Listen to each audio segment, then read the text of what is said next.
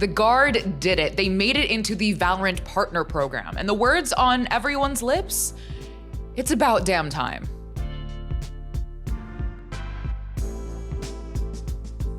Gamers, I am stage managing a musical and had to fill in for an entire rehearsal of an action sequence yesterday. So if you notice any like bumps or bruises, I am totally fine. But if you want me to feel better faster, hit that like button, that subscribe button, and ring that notification bell because a bitch is hurting. So our boys from the Guard have finally done it. After a 3-1 clinic against M80, they are finally part of the same league as NRG, Cloud9, and EG, the VCT Americas League. But in order to understand just how big of a deal this is, we have to go all the way back to early 2022 and follow a bit of a long tail.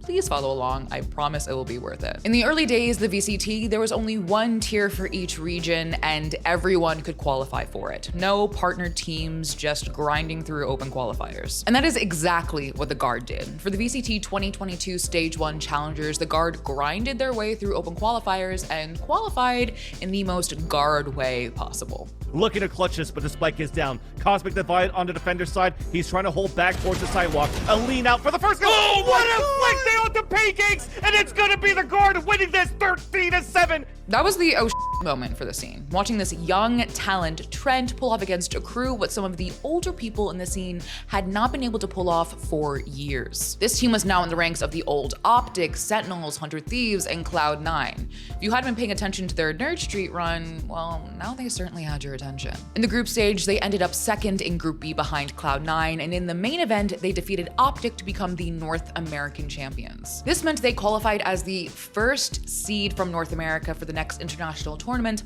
Masters Reykjavik. And there is where things began to go south. They didn't win a single match in Reykjavik, and they only won one map out of the 5 they played. But by becoming those North American champions in Stage 1, they qualified for Stage 2. For Stage 2, out of the 5 matches they played, they won 1 against TSM. And yes, that Stage 2 run is where that clip comes from.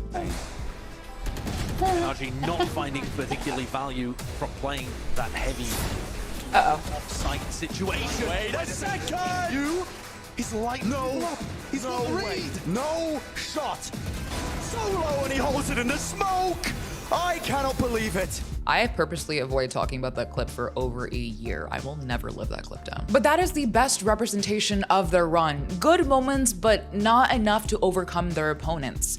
They didn't qualify for Masters Copenhagen. But there was the last chance qualifier, and they fought tooth and nail to make it to the grand finals of the LCQ to qualify for Champions, the biggest international tournament of the year. The only thing between them and Champions? 100 Thieves, a team they had infamously 13-0'd at one point. Flashed up, fully blind, rattling off one after the other. Will finds it. It's down to Ned. The whiff of the shot, the rifle in his hands. It comes down to this. All on the line, all for Istanbul, and the double face will finish it. They were then promptly 3-0'd by 100 Thieves. At this point, with them not qualifying for Champions, it was the end of their season, and going into next year, there were even more question marks. See, in the background lurking were the announced changes coming to the VCT. No more open qualifiers, but a long-term partnership model with a select number of teams in each league. Teams began to very clearly throw their hat into the ring, including the Guard, who literally lit SoFi Stadium with their logo and Valorants. But it wasn't enough. The Guard was not selected to be a part of the Americas League. There was still the Challengers League, where the Guard could compete. They could either be selected or grind their way, once again, through the open qualifiers. Before that could happen, the entire roster announced their restricted free agency. Xayah player, the Jet with an unconventional playing posture, would be moving to Korea to compete with T1, and their coach, MCE, would leave to join Cloud9. Both were partner teams in their respective regions. Jonah P said to me, last year when the franchising was announced and everyone was posting their restricted free agent posts, every single one of us had tryouts and offers from teams in the league. I won't say which teams out of respect to them and my team, but it was a hard time. We didn't know what our futures were going to look like. We didn't know for a bit if the Guard wanted to stay or not since they missed the approval from Riot. So all that was left was Jonah P, Trent, Valen, and Net. What happens now?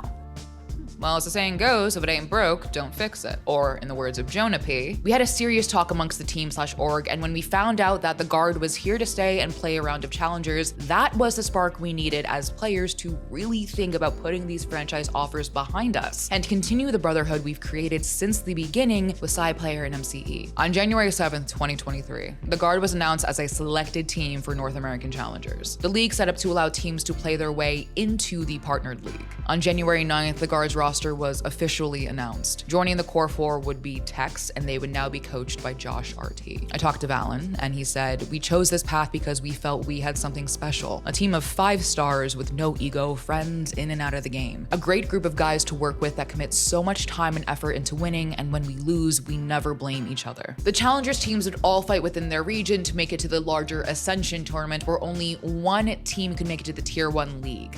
If you lost, it was back to the beginning. And if you lose, that could mean losing your job. You've already seen this happen with DSG being relegated from Challengers and All Talent being let go. Everyone knew this was a very real possibility if your team couldn't hack it. And when things got underway, the Guard's run was good. They won the Ludwig v. Tarek Invitational. They were making a good run in their first split, when literally the unthinkable happened. On Wednesday, an apparel designer for the Guard tweeted out that, quote, "Everyone's position at the Guard has been eliminated." Esports and streaming reporter Hunter specified that the layoffs had solely affected the Guard's content, social, talent, and creative teams. That happened in the middle of their first split. It shook the esports community to its core. I cannot imagine how the team felt. But they kept on playing, and they played well. Fast forward to June, they qualify for the Ascension tournament, the tournament that could lift them to the very league that they were denied from a year ago. Their biggest competition?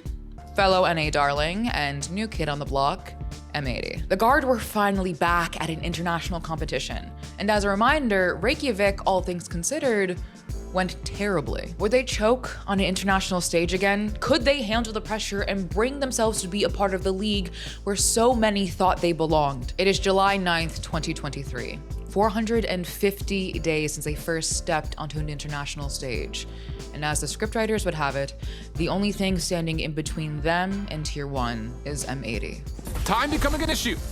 Shock dart sent out preemptively, no one home. Start gets placed. It's a Nebula.